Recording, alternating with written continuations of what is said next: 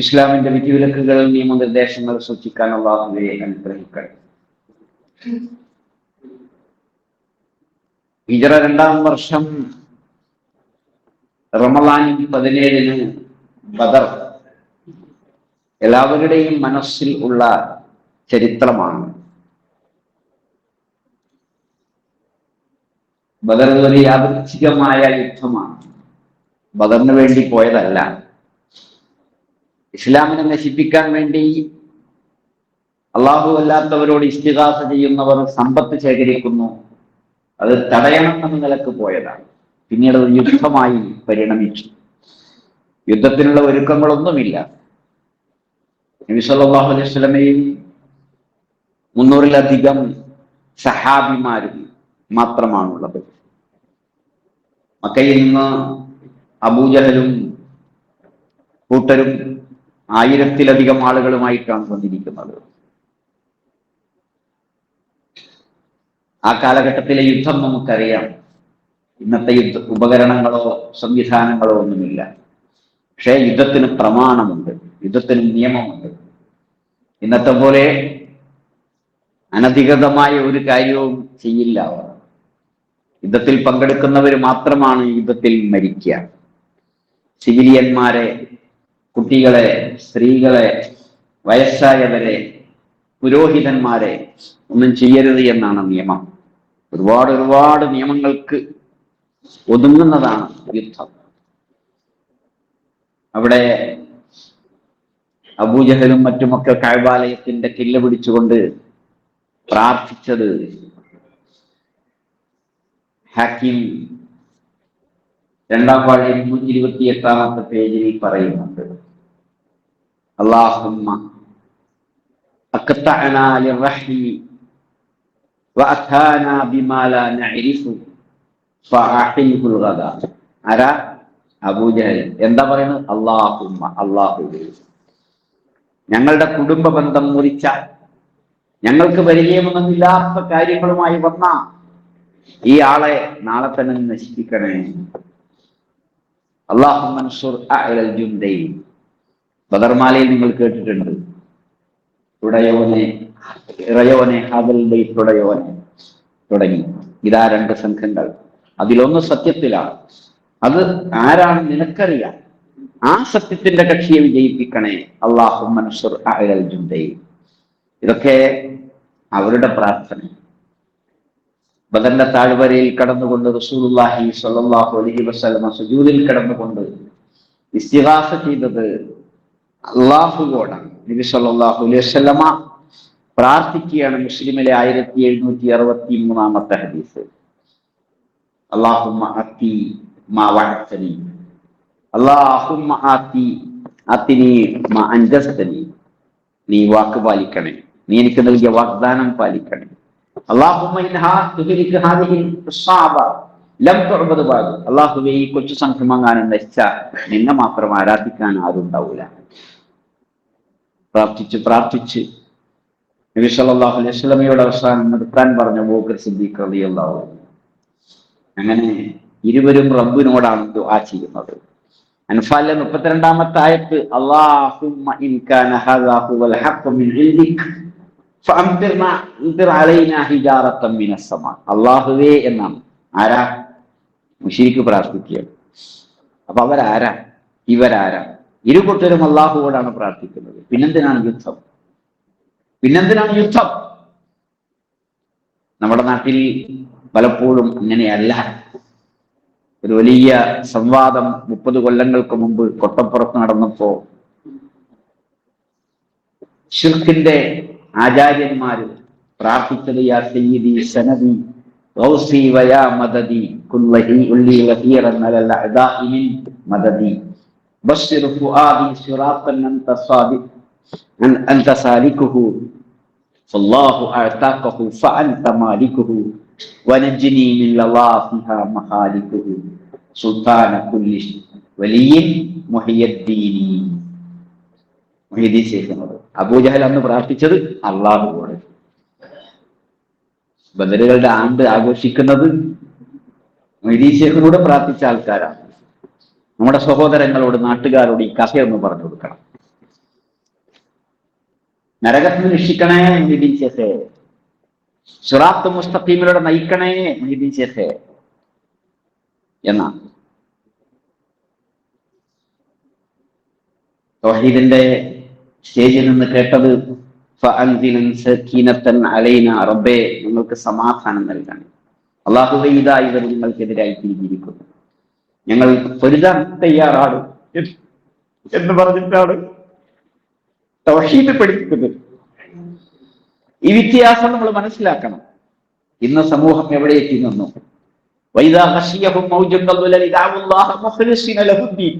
മേഘക്കുടകൾ പോലെ തിരമാലകൾ വന്ന് മൂടുമ്പോൾ അവർ അവർ അള്ളാഹുവോട് മാത്രമായി ദുആ ചെയ്യും. ആര്? അവിശ്വാസികൾ, മക്കയിലെ മനുഷ്യർ. കാരണം അള്ളാഹുവിന് മാത്രമേ കടലിൽ വെച്ച് മനുഷ്യരെ രക്ഷിക്കാൻ കഴിയൂ. അബൂജഹലിന്റെ മകൻ ഇക്രിമ മുഹമ്മദ് നബിയെ വരുന്നത് കേട്ടിട്ട് നാട് വിട്ടു പോവുകയാണ്, കടൽ കടന്നു പോവുകയാണ്. നടുക്കടലിലെത്തിയപ്പോൾ കടലിളകി, കാറ്റും കോളും വന്ന് കപ്പൽ മറിയുമെന്ന് ഘട്ടമെത്തിയപ്പോൾ അവിശ്വാസിയായ കപ്പിത്താൻ വിളിച്ചു പറഞ്ഞു, അഖ്ലിസൂ റബ്ബക്കും ബിദ്ദുആ, നിങ്ങൾ നിങ്ങളുടെ റബ്ബിനോട് ഇഖ്ലാസോട് പ്രാർത്ഥിച്ചോളിന്ന്. അപ്പോഴാണ് ഇക്രിമയുടെ മനസ്സിൽ കൊള്ളിയാൻ മിന്നിയത്, സ്ട്രൈക്കായത്. പെട്ടെന്ന് ചിന്തിച്ചത് ഇത് തന്നെയല്ലേ മക്കത്തെ മുഹമ്മദും പറഞ്ഞത്?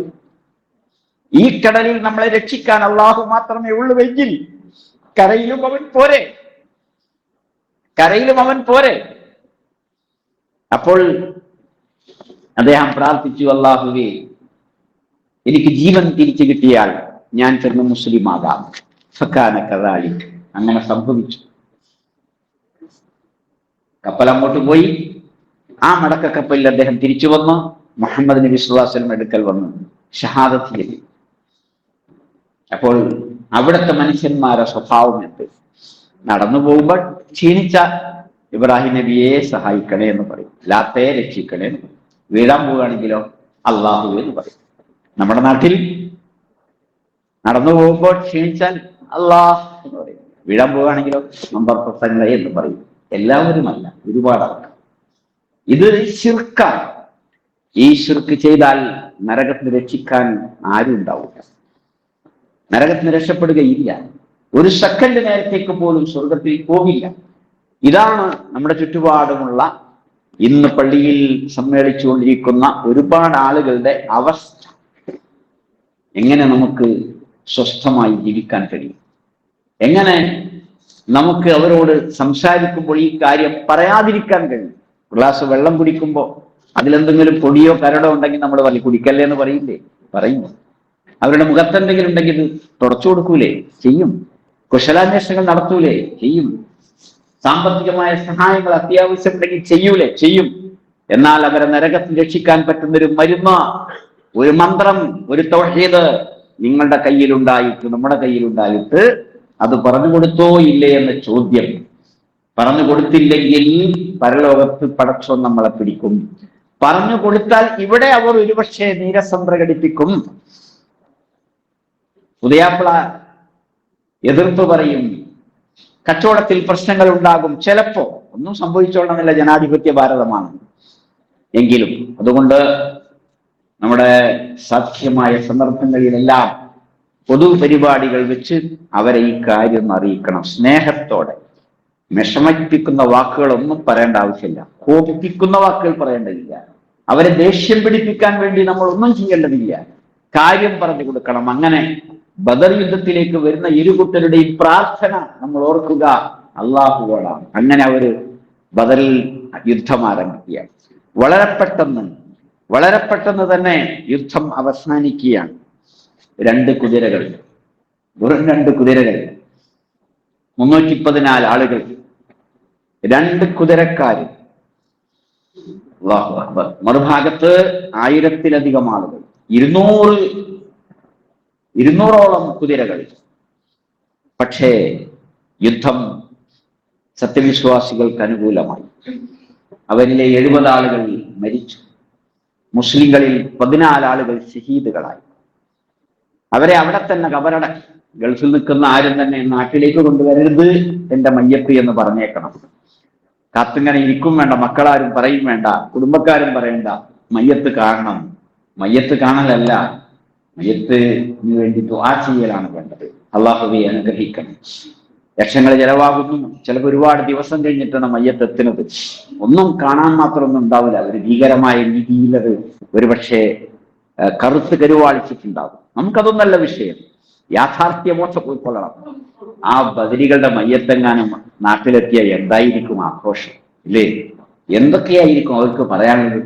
ഷഹീദുകളാണ് അവരെ ഭാര്യമാരും സഹോദരന്മാരും അവരുടെ മക്കള്, അവരുടെ മാതാപിതാക്കള് ഒക്കെ ഇവിടെ അല്ലേ ഉണ്ട്. ഇതൊരു സാധാരണ മരണമല്ല, ഗൾഫിലെ മരണമല്ല. ഇസ്ലാമിന്റെ ചരിത്രത്തിലെ ഏറ്റവും വലിയ യുദ്ധം എന്നത് ആളെണ്ണം കൊണ്ടല്ല, ബദറിന് മുമ്പും പിമ്പും ചരിത്രത്തിന്റെ രണ്ട് ഭാഗമാണ്. ബദറിന്റെ വീര്യം, ബദറിന്റെ മഹത്വം ഇസ്ലാം എന്നും നിലനിർത്തി. രണ്ട് മയ്യത്ത് ഒരേ കബറിൽ അടക്കം ചെയ്യുകയാണെങ്കിൽ ആദ്യം ബദരിയെ വെക്കും. ഖുർആൻ ഒരേ മാതിരിയാണ്, ഒരേപോലെ 10 ജുസ് ഉണ്ട്. ആരിമാം വെക്കണം? ബദരി ഇമാം വെക്കണം. തെറ്റുകൾ സംഭവിച്ചു പോയാൽ ബദരികളെ പെട്ടെന്ന് ശിക്ഷിക്കയില്ല. വലിയ ഗുരുതരമായ പ്രശ്നങ്ങൾ ഉണ്ടായിട്ടുണ്ട്. ഷഹീദ ബദറ വേണ്ട, വേണ്ട, ബദറിൽ പങ്കെടുത്ത ആളാണ്. ജീവിച്ചിരിക്കുന്ന ആളെ പറ്റിയാ പറയണം. അപ്പൊ മരിച്ചാളുടെ കാര്യം എത്ര മഹത്തരമായി.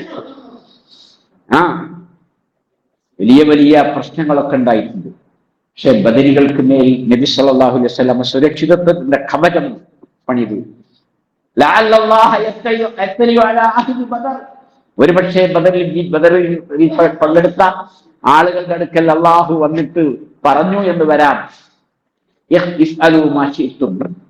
നിങ്ങൾക്ക് ഇഷ്ടമുള്ളത് ചെയ്തോളൂ, കത് ഗഫർതു ഞാൻ നിങ്ങൾക്ക് പൊറുത്തു തന്നു എന്ന് പറഞ്ഞിട്ടുണ്ടെങ്കിലോ നമ്മളായിട്ട് ശിക്ഷിക്കണ്ട എന്ന് പറയുമായിരുന്നു റസൂല് സ്വല്ലല്ലാഹു അലൈഹി വസല്ലം.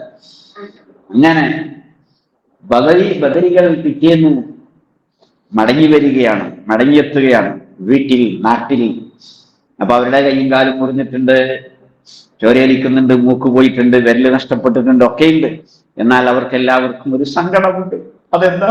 മരിച്ചില്ലല്ലോ, യുദ്ധത്തിന് ഷഹീദായില്ലല്ലോ എന്നൊരു സങ്കടമുണ്ടാകും. ഏതായാലും ഈ ആലു ഇംറാനിലെ 123-ാമത്തെ വലഖദ് നസ്സറകുമുല്ലാഹു ബിബദരിൻ വഅൻതും അദില്ലത്തും, നിങ്ങൾ എണ്ണത്തിൽ കുറവായ ദുർബലമായ അവസ്ഥയിൽ അള്ളാഹു നിങ്ങളെ സഹായിച്ചു ബദറിൽ എന്ന് അള്ളാഹു ആയത്തിറക്കി. അള്ളാഹുവെ സൂക്ഷിക്കണേ, അള്ളാഹുവെ ഭയപ്പെടണേ, ലഅല്ലക്കും തശ്കുറൂൻ, നിങ്ങൾ നന്ദിയുള്ളവരാകാൻ എന്ന ആയത്തിങ്ങനെ മിമ്പറും വന്ന് മെഹ്റാബ് എന്ന് ഓതുകയാണ്. റസൂൽ നിസ്കരിക്കുമ്പോൾ ഓതുകയാണ്. അപ്പോ ആരാണ് അവിടെ ഉള്ളത്? ബദരികളുടെ ചങ്ങാതിമാർ. പോകുന്നതിന് മുമ്പ് തലേന്ന് അടുത്തു നിന്നാണ് സുബഹി നിസ്കരിച്ചത്. ളുഹറിന്റെ സമയത്ത് അവർ അവിടെ ഉണ്ടായിരുന്നു, കടയിലും കമ്പോളത്തിലും ഉണ്ടായിരുന്നു. പിന്നെ ആരാണ്? അദ്ദേഹത്തിന്റെ ആ ബദലിൽ പങ്കെടുത്ത ഷഹീദായവരുടെ കൂടെ കിടന്ന ഭാര്യ, കൂടെ കളിച്ചു കിടന്ന ചങ്ങാതിമാർ, പിതാക്കൾ, മാതാക്കൾ, കൂട്ടുകാർ, കുടുംബക്കാർ, പിന്നെ ബദലിൽ മടങ്ങി വന്ന 300ഓളം ആളുകൾ. അവരൊക്കെ പള്ളിയിൽ ഇങ്ങനെ ഉണ്ട്. അവര് കേൾക്കുകയാണ്, വലഖദ് നസ്സറകുമുല്ലാഹു ബിബദരിൻ വഅൻതും അദില്ല, നിങ്ങളെ ബദറിൽ അല്ലാഹു സഹായിച്ചിട്ടുണ്ട്. ഈ ആയത്ത് ഇങ്ങനെ കേൾക്കുകയാണ്. എന്തൊരു രോമാഞ്ചമായിരിക്കും, എന്തൊക്കെ സ്മരണകളാണ്. തന്റെ ഭർത്താവ് ആ മണ്ണിനടിയിൽ കിടക്കുന്നു. ആ ഭർത്താവിനെ പറ്റിയാണ് ഈ ആയത്തിറങ്ങിയിരിക്കുന്നത്. എന്റെ മകനാണത്, എന്റെ അനുജനാണ്, ജ്യേഷ്ഠനാണ്, പിതാവാണ്.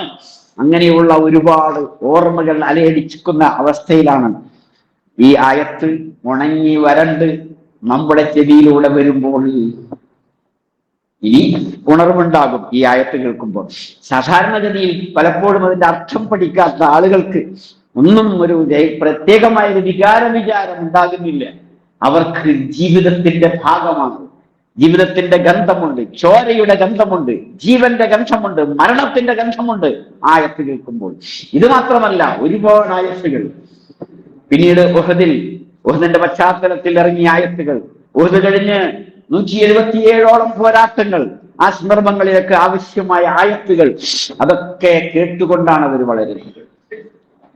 അങ്ങനെ അള്ളാഹു ആയത്തിറക്കി.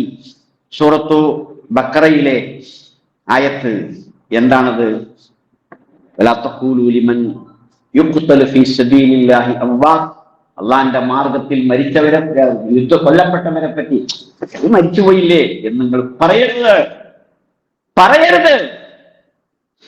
ബൽ അഹ്യാഉൻ, അവർ ജീവിച്ചിരിക്കുന്നവരാണ്, അവർ ജീവിച്ചിരിക്കുന്നവരാണ്. അത് ഇമ്രാൻ 169, 170, 171. നിങ്ങൾ പറയരുത് അള്ളാന്റെ മാർഗത്തിൽ കൊല്ലപ്പെട്ടവരെ പറ്റി നിങ്ങൾ വിചാരിച്ചു പോകരുത്. അംവാത്ത, മരിച്ചുപോയില്ലേ. അവർ അവരുടെ റബ്ബിന്റെ അടുക്കൽ ഭക്ഷണം കഴിച്ചു കൊണ്ടിരിക്കുകയാണ്. പട്ടിണിപ്പാവങ്ങളായി ബദരികളും മുഹദികളും അതുപോലെ മുസ്ലിം സമൂഹവും അവരുടെ നേതാവായ റസൂലും അവരുടെ വീട്ടുകാരും ഒക്കെ കഴിയുമ്പോ, 2-3 മാസം തീ പൂട്ടാതെ കഴിയുമ്പോ, ഒരു യുദ്ധത്തിന് പോകുമ്പോ ഈത്തപ്പഴം വിതരണം ചെയ്യുമ്പോ ഒരു ഈത്തപ്പഴമാണ് കൊടുക്കുന്നത് പോരാളികൾക്ക്. ആ സന്ദർഭത്തിലൊക്കെ അതാ യുദ്ധത്തിൽ മരിച്ചുപോയ ആൾക്കാർ റബ്ബിന്റെ ഭക്ഷണം കഴിച്ചു കൊണ്ടിരിക്കുന്നു. സിംഹാസനത്തിന്റെ തൂണുകളിൽ പച്ചപ്പറവകളായി അവർ പറന്നുകൊണ്ടിരിക്കുന്നു. അല്ലാഹു അവർക്ക് കൊടുത്തതിൽ സന്തുഷ്ടരായിക്കൊണ്ട്, അള്ളാഹുവിന്റെ അനുഗ്രഹത്തെ പറ്റി സന്തോഷവാർത്ത സ്വീകരിച്ചുകൊണ്ട് അങ്ങനെ അവർ സ്വർഗീയമായ ജീവിതം ആസ്വദിക്കുകയാണ്. അവരുടെ കുടുംബാംഗങ്ങളാണ് ഇവിടെയുള്ളത്, അവരുടെ ബന്ധുക്കളാണ്, നാട്ടുകാരാണ്, വീട്ടുകാരാണ് ഇവിടെ ഉള്ളത്. എന്നിട്ട് അടുത്ത റമദാൻ 17 സമാഗതമാവുകയാണ്. അവരിൽ ഒരുപാട് ആൾക്കാർക്കറിയാം, കഴിഞ്ഞ കൊല്ലം ഈ ദിവസമാണ് എൻ്റെ പ്രിയപ്പെട്ട ഭർത്താവ് മരിച്ചത്, മകൻ, എൻ്റെ സഹോദരൻ മരിച്ചത് എന്ന് ഓർമ്മയുള്ള ആളുകൾ. അപ്പൊ എന്തെങ്കിലും ഒരു ബദരികളുടെ ആണ്ട് ഇല്ല. 313 പത്തിരി ഉണ്ടാക്കിയിട്ട് പള്ളിയിലേക്ക് കൊടുത്തേക്കുക ഇല്ല, മാല ഇല്ല, മൗലിദ് ഇല്ല. എന്തേ? ബദറിൽ പങ്കെടുത്ത ആൾക്കാർ ഇവിടെ ജീവിച്ചിരിപ്പുണ്ട്. എത്ര ആള്? 300 ആളുകള്. എന്നിട്ട് ഇല്ല. ഏതാണ് സ്നേഹം? ബദരികളോടുള്ള സ്നേഹം ഏതാണ്? സഹാബിമാർ എന്ത് ചെയ്തു? ബദരികളെ സ്നേഹിച്ചു, ബഹുമാനിച്ചു. അവർക്ക് ആവശ്യമായ കാര്യങ്ങളെല്ലാം പ്രത്യേകമായി ചെയ്തു. അവർക്ക് ഒരുപാട് പരിഗണനകൾ കൊടുത്തു. പക്ഷേ ബദരികളെ രക്ഷിക്കണേ, ബദരികളെ രക്ഷിക്കണേ എന്നിങ്ങനെ ഒരു പ്രാർത്ഥന, ഇസ്തിഗാസ നടത്തിയില്ല. സൂറത്തുൽ അൻഫാൽ 9-ാമത്തെ ആയത്ത്, നിങ്ങൾ നിങ്ങളുടെ റബ്ബിനോട് ഇസ്തിഗാസ ചെയ്ത സന്ദർഭം. ആരോട്? റബ്ബിനോട്. അതുകൊണ്ട് എല്ലാവരുടെയും കുടുംബാംഗങ്ങൾ, നാട്ടുകാർ, വീട്ടുകാർ മേലാൽ അള്ളാഹുവോട് മാത്രം ഇസ്തിഗാസ ചെയ്യുന്നവരായി മാറണം. അള്ളാഹുവേ ഹിദായത്ത് നൽകണേ. ഇത് പറയാനുള്ള തൗഫീഖ് അള്ളാഹുവേ നിങ്ങൾക്ക് നൽകണേ. അതുകൊണ്ട് ആരും മിണ്ടാതിരിക്കരുത്. നാവുണ്ടോ പറഞ്ഞുകൊള്ളണം, വേണ്ട മൊബൈലിൽ ഒരു മെസ്സേജ് അയച്ചാൽ മതി. ഈ പ്രസംഗങ്ങൾ, ആയത്തുകൾ, നിങ്ങൾ വീട്ടിൽ പോയി ഈ ആയത്തുകളൊക്കെ ഒന്ന് എടുക്കുക, അതിന്റെ അർത്ഥമൊന്ന് പറഞ്ഞു കൊടുക്കുക.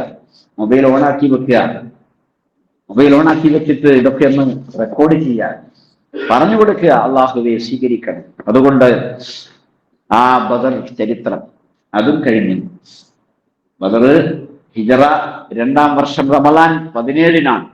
ഹിജറ 3-ാം വർഷം ശവ്വാൽ 7-ന് ശനിയാഴ്ച ഉഹുദ് യുദ്ധമുണ്ടായി. ഉഹുദ് നിങ്ങൾ കണ്ടിട്ടുണ്ടാവും.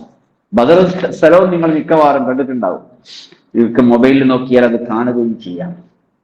ഉഹുദ് യുദ്ധത്തിൽ പങ്കെടുക്കുന്നത് പുറപ്പെട്ടത് 1000 ആളാണ്. പക്ഷെ ആ 1000 ആളുകളിൽ 300 ആളുകൾ മുനാഫിക്കുകളായിരുന്നു. ആരാ മുനാഫിക്ക്? സത്യം മറച്ചു വെച്ച് കലിമ ചൊല്ലിയവർ. കലിമ ചൊല്ലാൻ താല്പര്യമില്ല, അള്ളാഹനെ മാത്രം വിളിച്ചു പ്രാർത്ഥിക്കുവാൻ ഇഷ്ടമില്ല, റസൂലിനെ അംഗീകരിക്കുവാൻ ഇഷ്ടമില്ല. പക്ഷേ ആളുകൂടുന്നു, ഇസ്ലാം വികസിക്കുന്നു. അപ്പൊ കാപ്പട്യം മനസ്സിൽ വെച്ചുകൊണ്ട് ഇസ്ലാമായ ആൾക്കാർ യുദ്ധത്തിന് പുറപ്പെടുകയല്ലാതെ നിവൃത്തിയില്ല. കാരണം യുദ്ധം പ്രഖ്യാപിച്ചാൽ ചൂടും ചുണയുമുള്ള എല്ലാവരും പുറപ്പെട്ടു കൊള്ളണമെന്ന് നിയമം അതാണ്. പട്ടിണിയുണ്ട്, പരിവട്ടമുണ്ട്, എന്നാലും പുറപ്പെട്ടു. പക്ഷേ ചെറിയൊരു കച്ചറുണ്ടാക്കിയിട്ട്, ചെറിയൊരു തർക്കമുണ്ടാക്കിയിട്ട് 300 ആളുകൾ മടങ്ങിപ്പോയി. ഇവർ മുനാഫിക്കുകളാണെന്ന് റസൂലുള്ളാഹിക്ക് നേരത്തെ മനസ്സിലായില്ല. കാരണം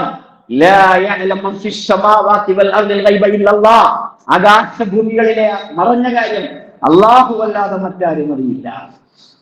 ബാക്കി എത്ര ആള്? 700 ആള്. അതിൽ 265 ആളുകൾ ബദരീകളാണ്. 300 ആളുകളിൽ 265 ആളുകളും പോന്നിട്ടുണ്ട്. ബദരീകള് മറഞ്ഞ കാര്യം അറിയുന്നവരാണ്. ബദരീകളെ കാക്കണേ എന്ന് നമ്മൾ ആൾക്കാർ പറയുന്നു. ഇങ്ങനെ മുനാഫിക്കുകൾ കൂടണ്ടെന്ന് ബദരീകൾ അറിഞ്ഞോ? ഇല്ല. പുറപ്പെട്ടു. ഉഹുദിലെത്തി. ഉഹുദ് യുദ്ധം നടക്കുകയാണ്. നൂറുകണക്കിന് സംഭവങ്ങളാണ്. റസൂലുള്ളാഹി സ്വല്ലല്ലാഹു അലൈഹി വസല്ലം മരിച്ചുപോയി എന്നൊരു കഥ പെട്ടെന്ന് പട്ടാളത്തിനിടയിൽ പരന്നു. റസൂൽ കൊല്ലപ്പെട്ടു എന്ന് പിശാച് പ്രഖ്യാപിച്ചു. കേട്ട പാതി കേൾക്കാത്ത പാതി ആളുകൾ അത് വിശ്വസിച്ചു. അവർ പടക്കളം വിട്ടു പോകാൻ തുടങ്ങി. 3-4 ദിവസം കഴിഞ്ഞിട്ട് മടങ്ങി വന്നവരുണ്ട്, ഓടിയിട്ട്. ആര്? സഹാബിമാര്. അവരിലാരുണ്ട്? 265 ആളുകൾ ബദരികളുണ്ട്. അവർക്കറിഞ്ഞില്ല നബി മരിച്ചിട്ടില്ല എന്ന്. നബി സ്വല്ലല്ലാഹു അലൈഹി വസല്ലം ഒരു കിടങ്ങിൽ വീണു. കിടങ്ങനെ ഉണ്ടായി? അത് അബൂ ആമിർ എന്ന ശത്രു തലേന്ന് രാത്രി പടക്കളത്തിൽ രഹസ്യമായി വന്ന് ഒരു വലിയ കുഴി ഉണ്ടാക്കി. എന്നിട്ട് അതിന്റെ മുകളിൽ പുല്ലും മറ്റൊക്കെ വെച്ചു. കുഴി കാണുന്നില്ല. 2 കണ്ണുള്ള റസൂലുള്ളാഹി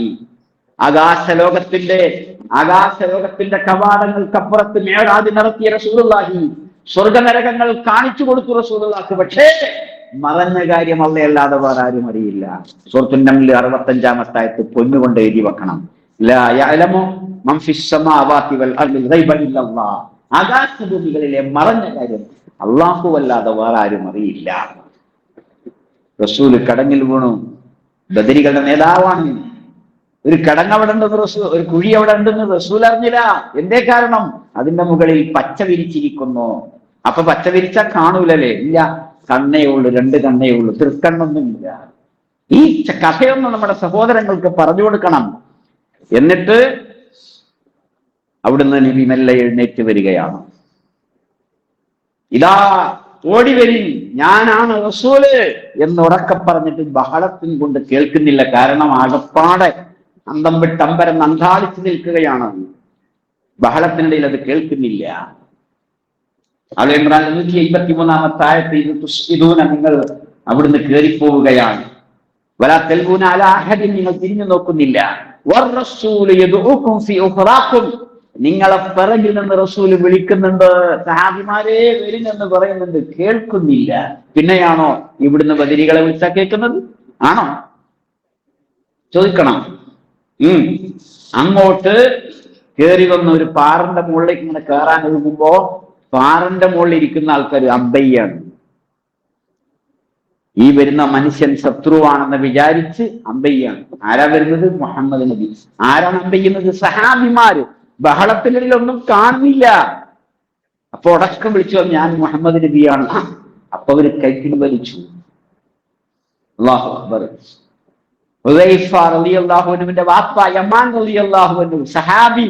ആ സഹാബിയെ 2-3 സഹാബിമാര് വളഞ്ഞുകൂടി കൊല്ലാതിരുന്നതാണ്. ശത്രുവാണെന്ന് വിചാരിച്ചിട്ട്. ഒന്നും മനസ്സിലാകുന്നില്ല.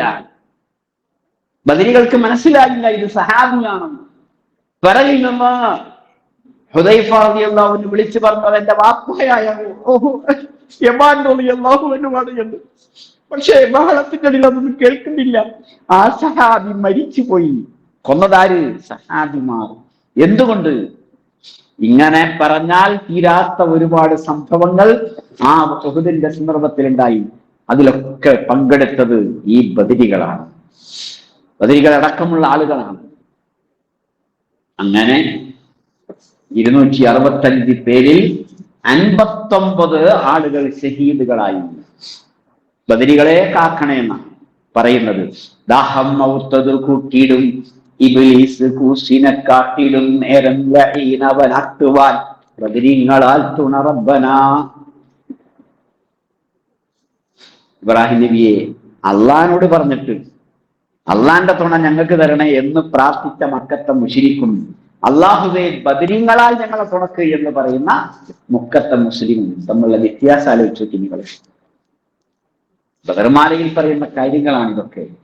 ബദരീങ്ങളാൽ തുണ റബ്ബന, റബ്ബേ ബദരീങ്ങളുടെ തുണ ഞങ്ങൾക്ക് തരണേ, റബ്ബിന്റെ തുണയല്ല, ബദരീങ്ങളുടെ കെയർ ഓഫ് ഞങ്ങൾക്ക് തുണ തരണേ. ഒരു റബ്ബുണ്ടായിട്ട് എല്ലാം കേൾക്കുന്ന, എല്ലാം കാണുന്ന, എല്ലാം അറിയുന്ന ഒരു പടച്ചം ഉണ്ടായിട്ട് ആ പടച്ചവനോട് നേരിട്ട് പറയാൻ സാധിക്കാത്ത വിധം ഉസ്താദുമാർ അവരെ വഴിതെറ്റിച്ചിരിക്കുകയാണ്. അവരെ നേരെയാക്കാൻ നിങ്ങളാണുള്ളത്. ഈ രാജ്യത്ത് ഒരുപാട് പ്രസംഗകന്മാരുണ്ടാകും. രാഷ്ട്രീയം, സാമൂഹ്യം, സംസ്കാരം, മെഡിസിൻ, അങ്ങനെ ഒരുപാട് രംഗത്ത് കാര്യങ്ങളൊക്കെ പ്രസംഗിക്കുന്ന ആൾക്കാരുണ്ടാവും. ഈ കാര്യം പറയോ? കാര്യത്തിന്റെ കഴമ്പ് രക്ഷിക്കുവാൻ, ജനങ്ങളെ രക്ഷിക്കുവാൻ വന്ന ഒരുപാട് ജീവകാരുണ്യ പ്രവർത്തകരുണ്ടാകും, ചാരിറ്റി പ്രവർത്തകന്മാരുണ്ടാവും, ഖലാസി പണിക്കാരുണ്ടാവും, ഒരുപാടുണ്ടാവും. അവർ ഈ കാര്യത്തിന്റെ കഴമ്പ് പറയോ ഇല്ലേ? പറയില്ല എന്നാണെങ്കിൽ പിന്നെ ആര് പറയണം? നിങ്ങൾ പറയണം. ഇങ്ങനെ 265 ആൾക്കാർ ഷഹീദായി. അവർക്ക് അവരെ രക്ഷിക്കാൻ കഴിഞ്ഞോ? ഇല്ല. ലാ യസ്തതിഊന നസ്റ അൻഫുസിഹിം. സൂറത്തുൽ അംബിയ 93-ാമത്തെ ആയത്തിൽ അല്ലാഹു പറഞ്ഞു അവർക്ക് അവരെ രക്ഷിക്കാൻ കഴിയില്ല. സൂറത്ത് അഅറാഫ് 197-ാമത്തെ ആയത്ത് അല്ലാഹു പറഞ്ഞു ലാ യസ്തതിഊന നസ്റകും, നിങ്ങളെ സഹായിക്കാൻ അവർക്ക് കഴിയില്ല. വലാ ഹും യൻസുറൂൻ, അവർ മറ്റുള്ളവരെ സഹായിക്കില്ല. അള്ളാഹുവാണ് ഇവർ പറയുന്നത്.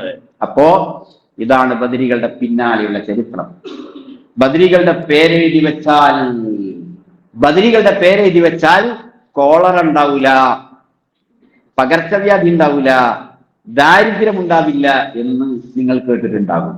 2 സഹാബിമാര് പകർച്ചവ്യാധി, ബദരികളിൽപ്പെട്ട, ബദറിൽ പങ്കെടുത്ത 2 ആളുകൾ പകർച്ചവ്യാധി വന്നിട്ടാണ് മരിച്ചത്. ബദർ കഴിഞ്ഞ ശേഷമുള്ള നാളുകൾ 8-10 കൊല്ലം ദാരിദ്ര്യത്തിന്റെ പടുകുഴിയിലാണ് സഹാബത്ത്. 2-3 മാസം തീ കൂട്ടിയില്ല എന്ന് പറഞ്ഞാൽ ഭക്ഷണം കഴിക്കാത്ത നാളുകൾ അല്ലേ?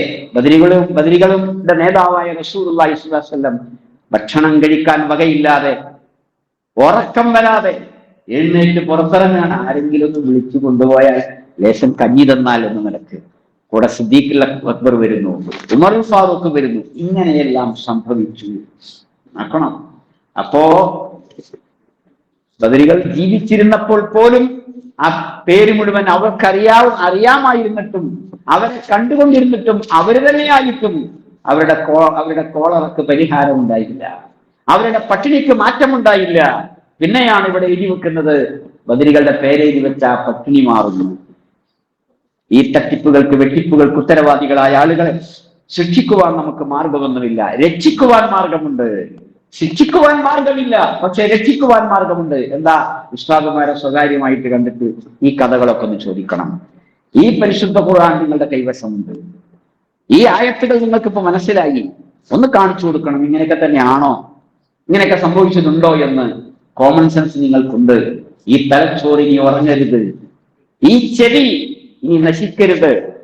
ജീവനോടെ കൂടി സജീവമായി ഈ സംഗതികൾ പറഞ്ഞു കൊടുക്കണം. അല്ലേ? ഉമർ ഫാറൂഖ് ഔലിയാണ്, സിദ്ദീഖുൽ അക്ബർ ഔലിയാണ്.